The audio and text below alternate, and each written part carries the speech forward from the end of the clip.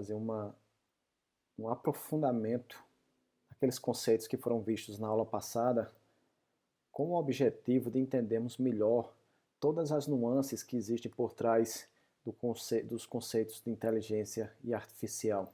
Consequentemente, qual a influência que cada uma das áreas traz para o entendimento desse conceito que vai nos guiar ao longo desse semestre.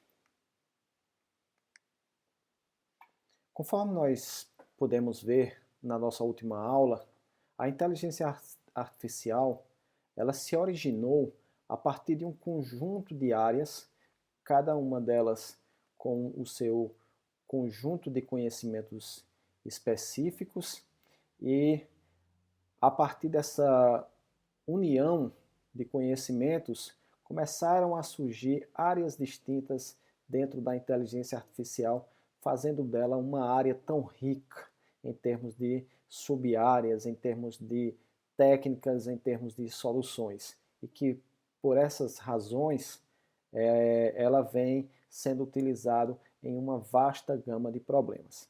Então nós podemos citar aí o caso da biologia, que através dos sistemas imunológicos, dos sistemas parasimpáticos, o sistema parasimpático, onde nós podemos falar a respeito da influência do sistema, por exemplo, do sistema respiratório, onde ele funciona independente de uma cognição consciente. O que significa dizer isso? Significa dizer que esse sistema ele funciona sem que seja necessário que o nosso cérebro fique ordenando, enviando comandos para que o sistema respiratório funcione. Então, nós temos um conjunto de funções no nosso corpo que funciona independente de uma ordem explícita. Ele fica funcionando em background, como se fosse um processo, como nós temos nos nossos sistemas operacionais, em que ele fica funcionando, fica ocupando ali aquele tempo do clock do nosso processador, e paralelo àquilo, nós temos as funções principais, que são as funções ditas conscientes. Então nós temos também todo aquele conjunto de conceitos que vem da lógica, da probabilidade, da teoria da complexidade, que também influenciou os sistemas inteligentes, sobretudo na parte de representação do conhecimento. Nós temos da computação toda a influência que vem da programação, da representação da informação, da teoria da computação. Em seguida nós temos aí a psicologia, que vem com uma contribuição por meio da psicologia cognitiva, do behaviorismo, que está relacionado com a questão comportamental. Em seguida nós temos também a sociologia, que através de questões como a cooperação e a competição permite o desenvolvimento de sistemas de simulação sociais, de grupos sociais, que podem permitir o estudo de sistemas econômicos, poder compreender a questão do desenvolvimento de epidemias através das relações sociais e assim por diante. Nós temos também a economia, que contribuiu com a teoria dos jogos, com os mecanismos de negociação para que, dentro de sistemas multiagentes, os agentes individualmente eles possam então negociar recursos uns com os outros para que eles possam realizar as suas tarefas particulares. Em seguida, nós temos a filosofia, que contribuiu inicialmente com as ideias que embasaram o surgimento da área de inteligência artificial e, além disso,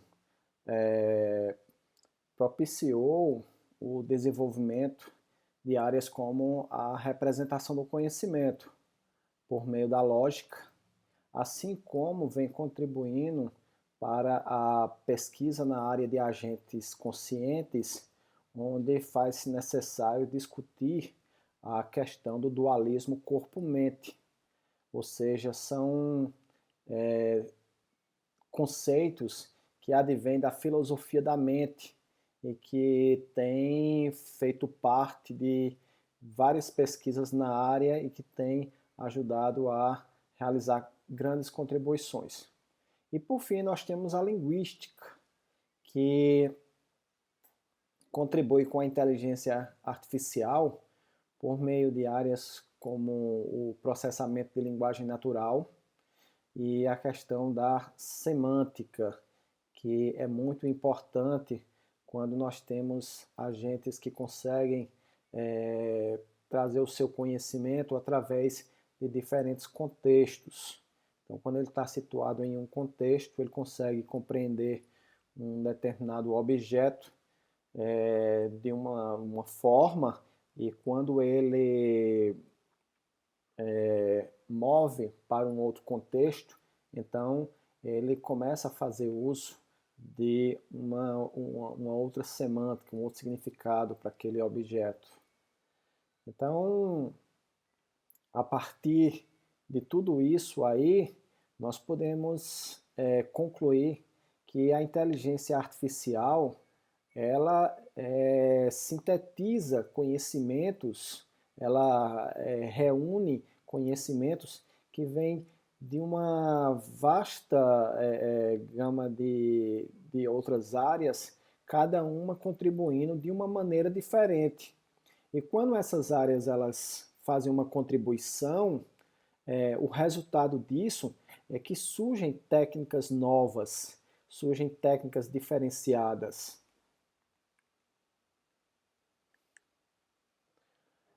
Bom, como consequência dessa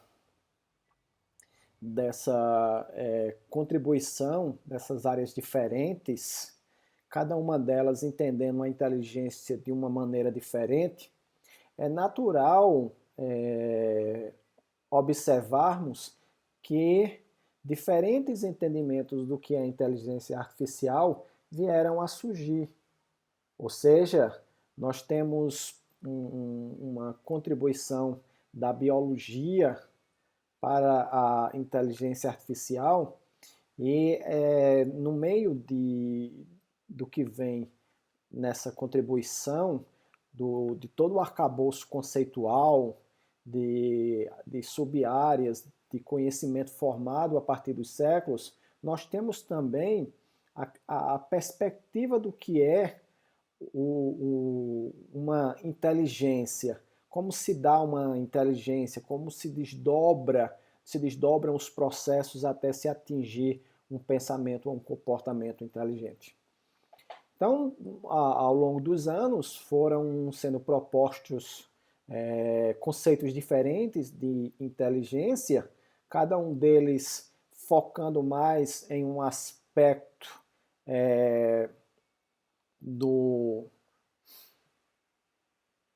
da forma que o ser humano ele interage com o meio ambiente, ou então levando em consideração que por trás daquela inteligência existe um artefato racional, ou que é um comportamento racional, um comportamento que ele pode ser descrito por um conjunto de etapas que configura um comportamento correto seguindo essa ideia que nós temos de racionalidade dentro dos dispositivos artificiais, como um computador, como um robô e assim por diante.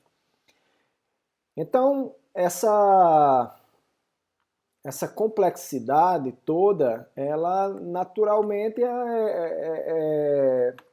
ela dificulta, de certa forma, a compreensão do que vem a ser exatamente uma inteligência artificial. Isso, sobretudo, para quem está começando os estudos nessa área, que é uma área muito vasta, como já foi falado aí na aula passada. Então, nós temos muitos conceitos para uma mesma coisa e conceitos bastante diferentes um dos outros.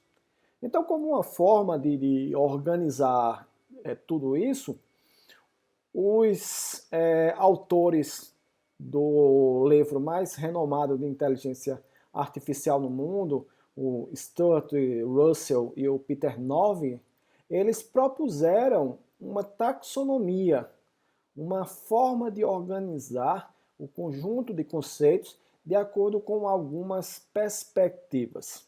Então, a partir desse momento, nessa aula, nós vamos analisar quais são essas perspectivas. Então, nós temos aí dois eixos, onde no primeiro eixo nós estamos contrapondo o que é humano e o que é racional, ou seja, nós vamos aqui contrapor o pensamento ou o comportamento que advém dos seres humanos ou que vem que está embasada em uma racionalidade. De um lado nós temos o pensamento humano, que é permeado de acertos e erros, de possibilidades de serem realizadas diferentes para uma mesma situação, ou seja, toda essa complexidade que, de uma forma intuitiva, nós já entendemos do que é o pensamento e o comportamento humano. Do outro lado, nós temos aí a racionalidade, e a racionalidade é exatamente uma maneira de representar o pensamento e o comportamento, observando um processo praticamente algorítmico, onde não existe possibilidade. Claro, nós vamos falar sobre isso mais adiante, a respeito dos sistemas que lidam com contextos de incerteza, mas aqui nesse caso nós não estamos preocupados com qualidades como, por exemplo, a emoção, o afeto, a comunicação baseada em comportamentos humanos e assim por diante. A outra perspectiva que nós temos diz respeito ao pensamento e ao comportamento. Então, quando nós falamos aqui na questão do pensar, então estamos nos concentrando na forma como o pensamento ele vai sendo elaborado e é utilizado para se obter uma solução, mas isso sem se preocupar com questões como, por exemplo, onde o agente ele está localizado ou inserido em um mundo externo. Nós não estamos preocupados em questões relacionadas à forma como o agente ele se transporta, se ele possui atuadores, como por exemplo, braços e pernas. Então nós estamos centrados em um conjunto de discussões que dizem respeito única e exclusivamente ao pensamento. Quando nós estamos pensando no comportamento, nós levamos em consideração também todas essas questões que dizem respeito à existência de um corpo. Não necessariamente levar em consideração tudo, mas dependendo da situação, como é que o agente se desloca, se o agente ele pega em algum objeto, se o agente ele visualiza o mundo que está ao seu redor, como é que ele processa essa informação e assim por diante. Então, o comportamento está muito relacionado com o agir e como é que ele interfere no mundo ao seu redor, enquanto que a questão do pensamento, nós estamos preocupados apenas com o que o agente faz internamente com uma informação que ele recebe e que em seguida vai ser transformada em um resultado que vai ser útil para o usuário, para o mundo que está ao seu redor. Então nós vamos, a partir desse momento, fazer uma análise de um conjunto de definições que se encaixam dentro de cada uma dessas intersecções entre pensamento versus o comportamento e humano versus a racionalidade. Então, nós vamos começar a discutir algumas definições relacionadas com os sistemas que agem como humanos. Em seguida, irei falar sobre os sistemas que pensam como humanos. Logo após, irei discutir algumas definições sobre sistemas que pensam racionalmente e irei concluir falando sobre sistemas que agem racionalmente. Então, começando no quadrante 1, nós temos os sistemas que agem como humanos. Então, nós estamos aqui focados na questão do comportamento, ou seja, do agir, e nós vamos observar como é que os sistemas artificiais eles podem executar algum tipo de comportamentos. A definição inicial sobre esse tipo de sistema, a arte de criar máquinas que realizam funções que requerem inteligência quando desempenhadas por pessoas. Então essa definição ela foi trazida pelo Kurzweil em 1990. Eu destaquei algumas palavras especiais, como por exemplo, máquinas, inteligência e pessoas, já que nós estamos falando aqui sobre sistemas que agem de forma humana. Então, muito provavelmente influenciado pelo o seu trabalho, o Kurzweil, ele traz aí uma preocupação na questão de criar máquinas, já que ao longo de sua vida foi essa a sua o seu principal objetivo. Então ele está dizendo que essas máquinas elas requerem funções que elas vão realizar funções que requerem inteligência quando desempenhadas por pessoas. Então,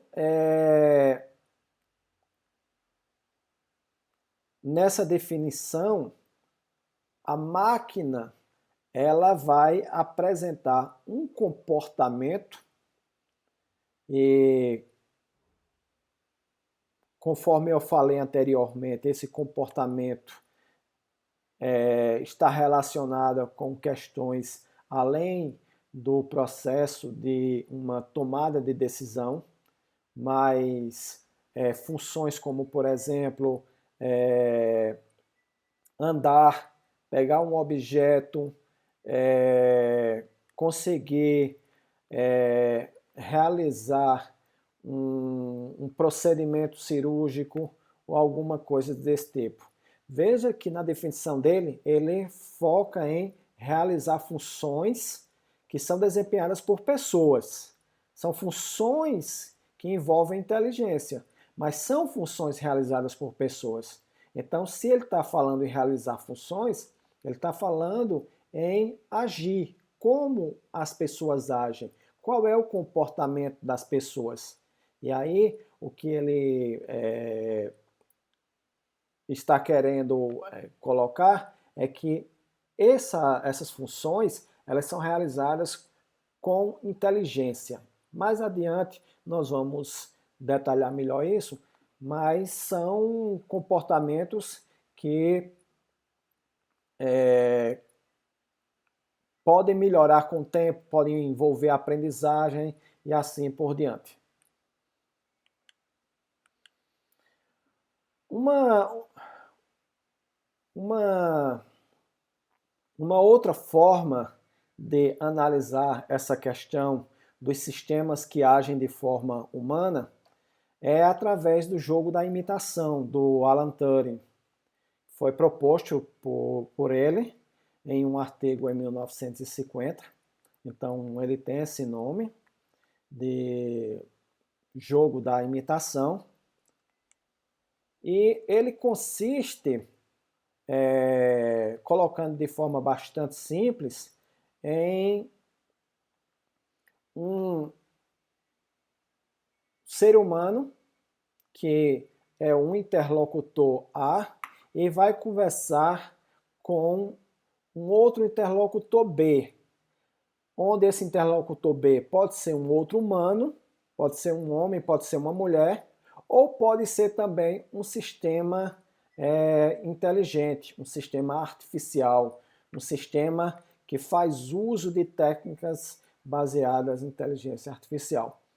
Então, para Alan Turing, um sistema inteligente, ou seja, um sistema dotado de inteligência artificial, ele é um sistema que age de forma humana, de tal maneira que o comportamento dele consegue enganar o interlocutor humano que está fazendo a avaliação do experimento. Então, a inteligência dele é tão bem projetada que o conjunto de saídas que são enviadas para o interlocutor humano, elas conseguem dar a impressão de que ele é, de fato, inteligente, tal como um ser humano. Então, o interlocutor humano, ele vai estar conversando com alguém e ele não sabe se ali tem uma pessoa ou se tem um computador. Ele vai recebendo aquele conjunto de entradas. E a partir daí, ele, de acordo com a sequência de frases elaboradas em um diálogo, ele vai poder dizer se de fato tem uma pessoa escondida lá do outro lado ou se tem um sistema artificial. Esse sistema, denominado de jogo da imitação, porque, por razões óbvias, o sistema ele tenta emular o comportamento humano, ele pode ser discutido de diversas perspectivas diferentes. No entanto, ele é uma maneira muito interessante para entendermos o que é inteligência artificial. Então, dentro da ideia de sistemas que agem de forma humana, um sistema que tenha as mesmas características comportamentais de tal forma que ele consegue imitar, não perfeitamente, mas durante a maior parte do tempo, o comportamento de um ser humano, então ele pode ser considerado inteligente. Então isso aí pode ser uma maneira de explicar e também de observar o que é necessário para se construir uma inteligência artificial. O jogo da imitação, ele tem uma importância enorme na inteligência artificial por diversas razões. Uma delas é que ajudou a impulsionar diversas áreas da inteligência artificial. Veja que eu estou falando a respeito de um experimento, ou seja, de uma maneira de avaliar o grau de inteligência de um determinado sistema, ou seja, um benchmark, que foi proposto em 1950. Então, isso é antes de existir teclado, antes de existir o monitor, antes de existir mouse, ou seja, todo esse conjunto de periféricos ou dispositivos que ajudam a melhor se relacionar com o computador e vice-versa. Então, no caso, o sistema proposto pelo Alan Turing, ele ajudou a lançar luzes nesse caminho bastante complexo da inteligência artificial. De tal maneira que, a partir dele, inúmeras áreas começaram, dentro da inteligência artificial, começaram a ser desenvolvidas para poder satisfazer essas necessidades que um sistema ele deve apresentar para poder ter um comportamento considerado inteligente. Então ele fornece uma definição satisfatória. Claro, ela é uma definição limitada de inteligência, porque envolve muito a questão de como se sai o sistema inteligente durante uma conversa. E aí esse sistema ele pode ser projetado para fazer uso de truques e com isso conseguir enganar o interlocutor humano sem que necessariamente exista ali por trás uma inteligência sofisticada. Por outro lado, como contra-exemplo, nós temos diversos sistemas inteligentes que têm um grande desempenho, uma grande desenvoltura, como, por exemplo, os sistemas de reconhecimento de face, que não tem serventia nenhuma num sistema como esse. Por quê? Porque ele não é focado em diálogo. Nós temos sistemas que controlam a direção do automóvel sozinho, de um determinado ponto a outro, e que ele não se encaixa também no jogo da imitação. Então, esse teste, ele tem sua importância? Tem. Ele ainda hoje ele tem uma validade enorme, inclusive todos os anos tem uma competição que envolve inclusive prêmios, mas ele não se aplica a todo tipo de sistema artificial. Então, diante disso, nós podemos dizer que um problema desse tipo de benchmark é que responder perguntas em um diálogo não é necessariamente um comportamento inteligente. E fazer uma avaliação mais rígida, observando os critérios de reprodutibilidade de experimentos e todas essas questões da metodologia científica podem ser comprometidas quando nós estamos falando de um sistema que deve ter um comportamento humano. E o comportamento humano ele está mais para sistemas onde teorias que não se encaixam na exata e nesses experimentos onde se reproduz com a mesma precisão 2, 3, N vezes.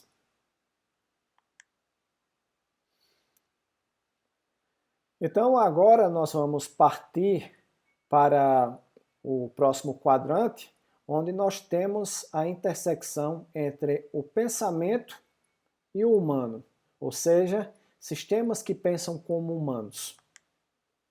Aqui eu começo com a definição do Bellman, onde ele fala o seguinte: é a automação de atividades que nós associamos com o pensamento humano, atividades tais como tomada de decisão, solução de problema e aprendizado. Então, veja que aqui a questão do comportamento é deixada de lado e entra em cena a questão do pensamento. E aí nós temos questões como tomada de decisão, solução de problema, aprendizado. Já é uma outra forma de analisar a questão da inteligência artificial. O problema é, como nós vamos saber como os seres humanos pensam? Como descobrir isso? A princípio nós podemos dizer, colocar da seguinte forma: eu sei como eu penso, mas eu não sei como fulano pensa. Eu não sei como o Beltrano pensa.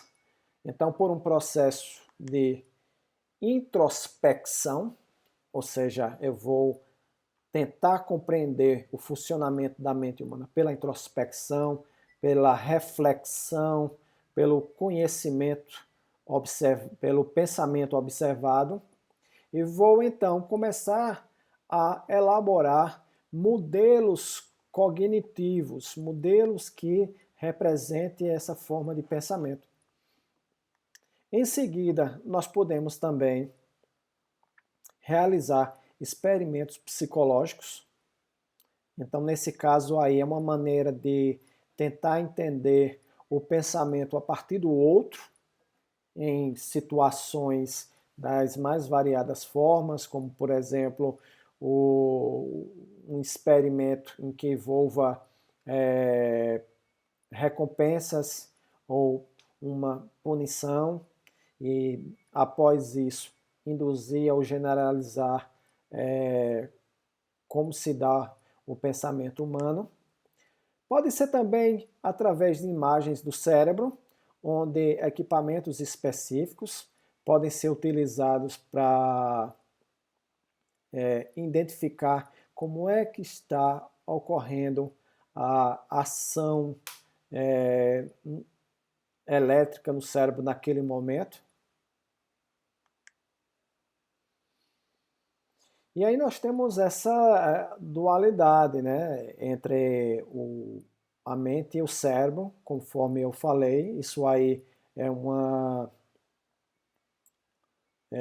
discussão que ela se origina na filosofia da mente, e isso levou à criação da teoria da mente, onde a mente ela é vista como sendo um programa de computador, e existem diversos modelos cognitivos que procuram explicar o funcionamento da mente como se a mente fosse um computador. Ou seja, parte da ideia de que nossa mente ela tem uma arquitetura não física, mas uma arquitetura subjetiva de elementos que se comunicam entre si e que formam, então, essa elaborada máquina que vai, então, produzir os nossos pensamentos. Então, a partir daí surgiu a ciência cognitiva, que é um campo interdisciplinar que reúne modelos computacionais da inteligência artificial e técnicas experimentais da psicologia. Então, veja que aí a psicologia ela contribui por meio das técnicas experimentais para tentar construir teorias precisas e verificáveis a respeito dos processos de funcionamento da mente humana. Então a ideia aqui é como é que eu vou entender o funcionamento da mente humana. Então eu vou propor um modelo e dizer, esse modelo aqui, ele representa a mente humana, ele modela a mente humana. Se eu coloco uma entrada X na mente humana, ou seja, eu apresento uma informação a uma determinada pessoa e ela me dá uma determinada resposta, ou seja, ela me devolve uma resposta Y, e eu faço a mesma coisa com o meu modelo, então eu estou dizendo que essa analogia, ela corresponde à realidade, ou seja, o meu modelo, ele tem o mesmo funcionamento de uma mente humana. Mas essa é uma discussão ampla, essas questões estão sendo trazidas para que você possa ter uma noção da gama de possibilidades que existe no meio acadêmico em relação à compreensão do que é a inteligência artificial e quais são as suas potencialidades. E ao longo não só desse curso, mas ao longo da sua vida acadêmica, tanto na graduação ou se você quiser seguir uma pós-graduação, um mestrado, um doutorado na área de inteligência artificial, você sabe que essas áreas existem e vai poder então enveredar por elas e escolher um campo de pesquisa específico. Agora nós vamos nos concentrar no terceiro quadrante, onde nós vamos agora falar sobre o pensamento com racionalidade, ou seja, o pensamento racional. A gente poderia colocar de uma maneira bem simples o pensamento certo, pensar corretamente, pensar de acordo com o esperado. Então eu começo apresentando a definição de Shinyaki e McDermott, onde nós temos o seguinte, é o estudo das faculdades mentais através do uso de modelos computacionais. Em seguida nós temos o seguinte, é o estudo das computações que tornam possível perceber, raciocinar e agir. Bom, aqui nós temos a questão do raciocínio e das faculdades mentais, ou seja, Shinyaki, ele traz a ideia, e McDermott, ele traz a ideia do estudo das faculdades mentais, ou seja, do pensamento. Winston traz a ideia da percepção, raciocínio, agir, sendo que aqui é bom chamar a atenção que o raciocinar é que vai ser a parte mais importante. E essas questões relacionadas com a inteligência, elas vão sofrer uma influência da racionalidade. Ou seja, nós vamos ter um pensamento que funciona de acordo com o projetado. Um pensamento que vai ocorrer de acordo com o esperado. Então, por isso que nós dizemos, o computador ele é racional. Então você não pode esperar um comportamento dele, você não pode esperar um pensamento dele além daquele para o qual houve um projeto anterior. Ou seja, o computador é um autômato. O computador ele possui um conjunto de estados e transições e para cada estado, a partir de uma determinada entrada, de um determinado input, você sabe qual é o resultado.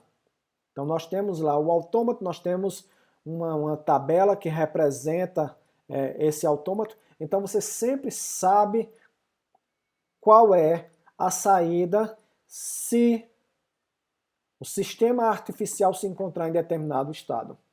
Então, não esqueçam que aqui nós temos um autômato.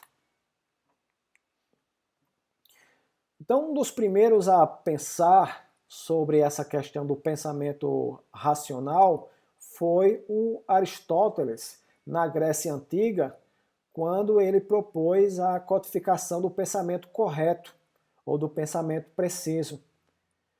Em outras palavras, isso significa dizer que para Aristóteles havia um sistema de regras que regulamentava o pensamento, que poderia regulamentar. E com isso, seria possível dizer que, dado um conjunto de premissas, aquela conclusão estava correta. Então, poderia dizer, então, que a argumentação de uma determinada pessoa estava correta ou estava errada.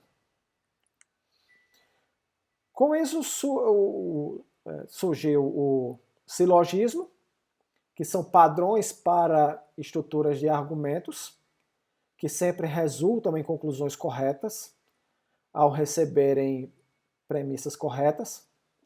E aí nós temos um exemplo, que ele é bem conhecido, onde se afirma inicialmente o seguinte: todo homem é mortal.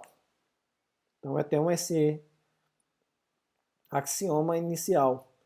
Depois eu digo que Sócrates é homem, então eu concluo que Sócrates é mortal. Eu não vou me alongar na questão do silogismo e tudo aquilo que existe em torno da lógica. Mais adiante, no nosso curso, nós iremos falar especificamente das lógicas proposicionais, da lógica de primeira ordem e de outras lógicas que existem. Mas é preciso a gente, nesse momento, entender aqui que a ideia de Aristóteles é que um sistema considerado inteligente, colocando dentro dessa perspectiva, trazendo o que Aristóteles propôs para essa discussão da inteligência artificial, é que um sistema que pensa racionalmente, ele deve realizar tarefas, ele deve elaborar um diálogo seguindo uma ordem lógica. Então, isso que é considerado inteligente. Então, a lógica, a matemática e a computação, elas se fundem nesse processo aí para poder desenvolver uma inteligência artificial. Isso aí, então, é resultado de uma tradição logicista, onde os programas baseados em lógica, e aí nós temos o exemplo de Prolog, que mais adiante será ensinada aqui nessa disciplina. Ela é utilizada para se criar sistemas inteligentes. E essa linguagem ela faz uso de todo esse embasamento que vem lá da lógica de Aristóteles. Então, o que podemos falar a respeito dos obstáculos que os sistemas que pensam racionalmente trazem? Bom, uma dificuldade bastante importante diz respeito à capacidade de representar o conhecimento informal usando a notação lógica.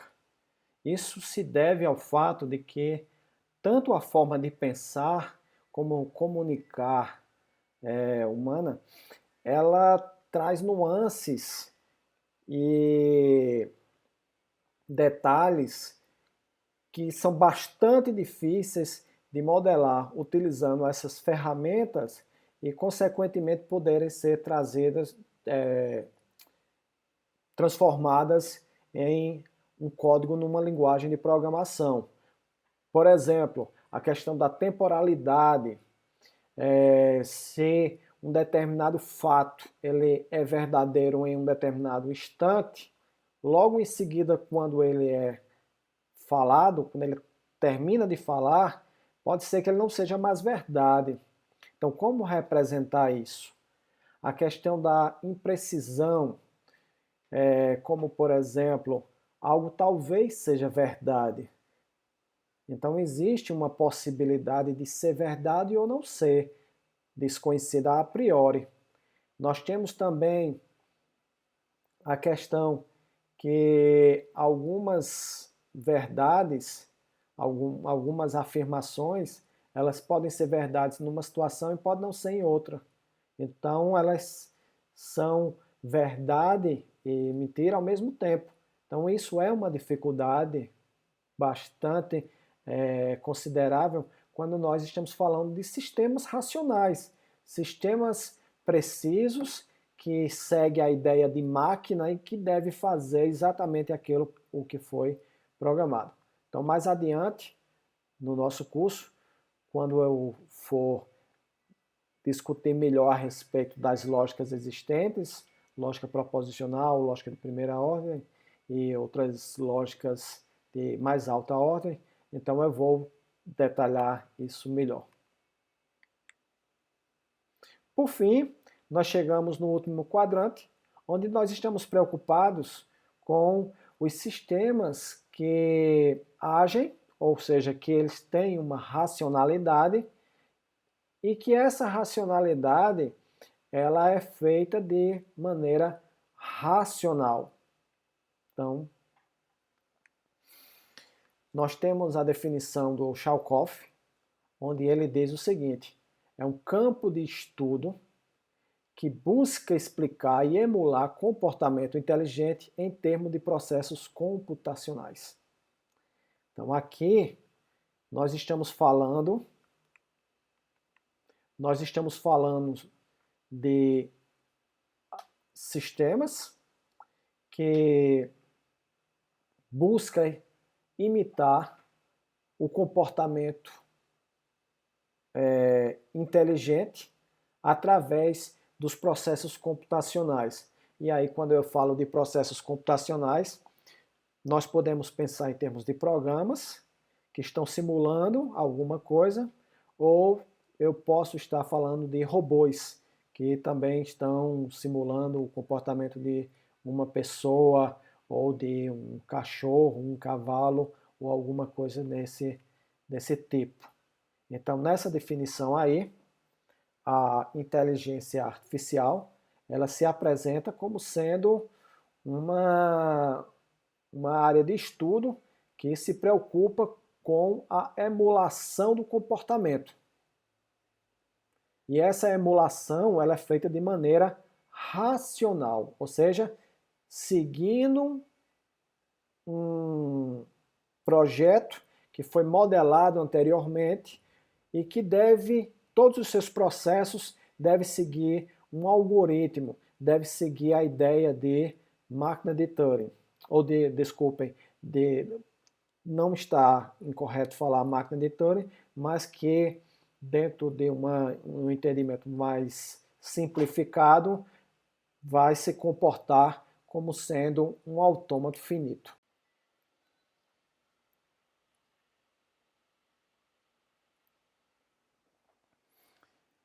Então, os sistemas que agem racionalmente, eles apresentam essa característica. São sistemas que agem, ou seja, são agentes, e eles agem de acordo com um determinado projeto. Ele tem que corresponder àquilo que foi estipulado dentro de um autômato finito, ou seja, dentro de uma máquina de estados finitos. Então, quando nós falamos de agentes racionais, quando nós estamos falando de agentes computacionais, esses termos, eles representam essa ideia, aquela de sistemas que agem racionalmente. E esses agentes, eles trazem algumas propriedades as quais eu irei detalhar um pouco mais agora, mas que ao longo do curso nós iremos estudar com mais profundidade. Então, se você não entender tudo nesse momento, não fique preocupado, porque nós vamos voltar a falar sobre isso. A primeira delas diz respeito à autonomia. Então, um agente, ele é autônomo porque ele tem capacidade de decidir de forma autônoma quais ações ele deve realizar. O melhor exemplo que nós podemos ter em relação a essa propriedade está relacionado com os automóveis autônomos, ou automáticos, ou simplesmente automóveis sem motorista. Então, sem haver a interferência de um agente humano, dando orientações ou segurando na direção, esses automóveis eles saem de um determinado lugar e conseguem chegar com segurança a um outro ponto da cidade ou da região. Então esse agente ele age de acordo com os seus interesses. E os seus interesses aí vão ser baseados em questões como, por exemplo, os recursos que ele dispõe, se ele quer maximizar o valor de uma determinada variável de desempenho, como por exemplo a variável tempo. Então ele quer escolher um roteiro de viagem que seja o mais longo possível. Ele pode então preferir não escolher um determinado caminho por uma outra razão, como por exemplo segurança naquele momento. Então o agente, nesse caso, ele é autônomo porque ele faz aquilo que ele considera que é o mais adequado e não fica esperando um comando de um agente externo, de um humano ou algo desse tipo. Uma outra propriedade é a capacidade de percepção.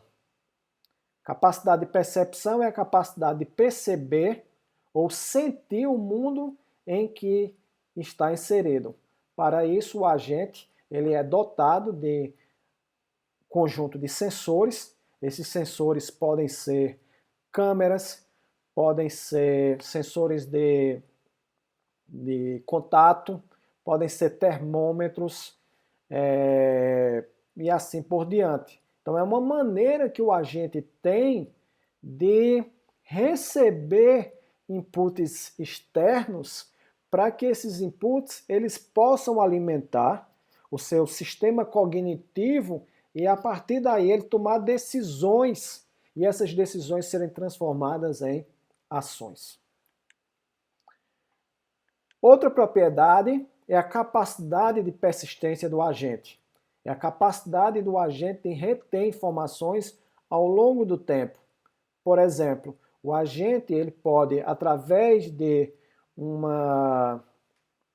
do seu termômetro, ele saber que a temperatura num instante T1 é igual a 35 graus, temperatura ambiente. Então, ele consegue guardar essa informação e se daqui a alguns instantes for preciso acessar essa informação para tomar uma decisão, ela está disponível sem ser necessário fazer uma nova leitura. Da mesma forma que um carro autônomo, ele pode a todo instante saber de onde ele veio. Então a informação ela persiste. Então essa é uma informação que conforme nós iremos ver ao longo do curso, ela tem um papel muito importante na implementação de vários tipos de agentes. Outra propriedade importante diz respeito à adaptação. Então, a adaptação é a capacidade de se adaptar a uma determinada tarefa ou ambiente. Então, é uma ideia darwiniana, onde o agente ele é considerado inteligente pela possibilidade que ele tem de acordo com as alterações no contexto em que ele está inserido, ele poder desempenhar determinadas ações. Em seguida, o planejamento. Isso é muito importante quando o agente ele se depara com problemas complexos e ele vai fazer uso dessa capacidade de desenvolver um plano para resolver uma tarefa. São tarefas que demandam de subsoluções que devem ser integradas para oferecer uma única solução. Então o agente ele age para alcançar o agente racional, ele sempre age para alcançar o melhor resultado. Ele é diferente de um agente que pensa como humano, onde o agente que pensa como humano, ele pode vir a conversar com o interlocutor humano com a finalidade de manter aquele diálogo durante período de tempo e passar a ideia de que existe um humano por trás. Mas aqui nós temos métricas. Então nós podemos avaliar o desempenho desse agente devido ao fato de que ele vai agir de forma autônoma, fazendo uso dos seus sensores, da sua capacidade de persistência, de organizar plano, para obter o melhor desempenho possível. Então ele depende a tomada de decisão dele depende da quantidade e qualidade da informação disponível, ou seja, se ele tem a quantidade necessária e se essa informação que ele dispõe ela é boa o suficiente para os fins propostos. Essas informações, elas podem estar inicialmente numa base de conhecimento que já foi alimentada pelo projetista no início da sua concepção. Pode ser obtida por meio de sensores que adquirem essas informações ao longo do tempo, quando ele está executando e vai fazer uma alimentação dessa base de conhecimento, e para isso é necessária a capacidade de persistência. E as vantagens desse tipo de agentes é que eles são mais gerais que a abordagem de leis do pensamento. Então, no caso, o agente que age racionalmente, ele procura emular um comportamento, por exemplo, do ser humano de uma maneira mais ampla. E com isso aí, o estudo desse tipo de agente vai permitir a criação de robôs que imitam o comportamento humano, de animais e assim por diante. Ele é mais acessível ao desenvolvimento científico pelo fato de que existe nesse comportamento uma racionalidade. Então nós vamos ter métricas, ou seja, variáveis às quais nós teremos acesso para medir o desempenho dele. E uma observação que deve ser feita é que nessa busca pelo melhor desempenho, pode-se supor que quanto mais informação melhor vai ser para informação disponível para o agente, mais o agente vai ser inteligente, mas isso tem algumas implicações. Então é preciso fazer algumas pontuações. A primeira é que alcançar a racionalidade perfeita não é algo viável em alguns ambientes complexos. Por quê? Porque vai haver uma demanda computacional elevada. Por exemplo, nós vamos precisar de uma memória que tende ao infinito.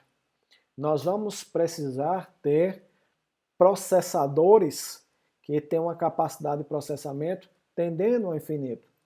Então, há de se esperar que um agente racional ele deve equilibrar a sua capacidade de interferir no mundo ao seu redor para apresentar soluções, fazendo uso daquilo que ele tem, assumindo que o que ele tem é imperfeito, é impreciso, tem falhas, tem erros, e que o seu processador também tem isso aí. Então, como lidar com isso? Então, nós vamos, ao longo do semestre, voltar a esse tema e poder entender como podemos atender a essa necessidade sem pensarmos em uma racionalidade perfeita. Uma outra questão relacionada com isso é o tempo de resposta. Então, se o agente ele está emulando um comportamento de um humano ou de um animal em determinada situação, como, por exemplo, emular o comportamento de um bombeiro ao salvar vidas, então é de se esperar que o tempo de resposta daquele agente ali robótico seja o menor possível, para não colocar em risco a vida daquela pessoa. Então, pensar em racionalidade perfeita não é uma maneira adequada de pensarmos em inteligência artificial. Então, nós aprofundamos nessa aula de hoje o entendimento do que vem a ser a inteligência artificial, de acordo com essas perspectivas. De um lado, o pensamento e o comportamento, do outro lado, o humano e o racional, e com isso nós podemos enriquecer o nosso conhecimento sobre o que é a inteligência artificial e vermos que ela é uma área bastante vasta e que, de acordo com o quadrante que nós nos situamos, nós podemos ter sistemas que têm características distintas. Então, cabe a cada um de nós, de acordo com o problema em mãos, poder escolher qual é o tipo de solução que nós vamos utilizar. Então, na próxima aula, nós vamos, a partir desse entendimento, começar a entender quais são os diferentes tipos de agentes, para em seguida nós vermos quais são as técnicas que podem ser colocadas dentro deles. Obrigado e até a próxima aula.